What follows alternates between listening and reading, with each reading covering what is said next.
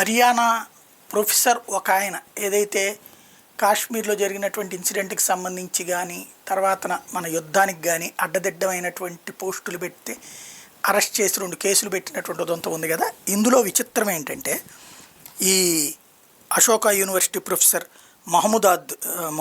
మహమూదాబాద్ ఈయన పేరు.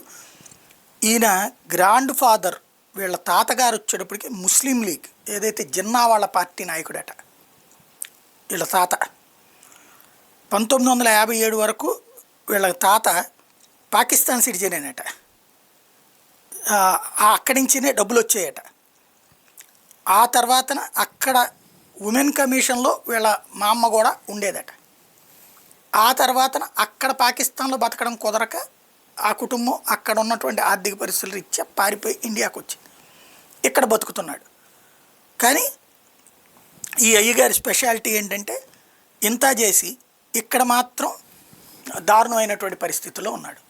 ఏది ఇప్పటికీ ఆ పాకిస్తాన్ అంటే ప్రేమిస్తాడు, ఇప్పటికీ ఆ పాకిస్తాన్ అంటే అభిమానిస్తాడు. అది విచిత్రం.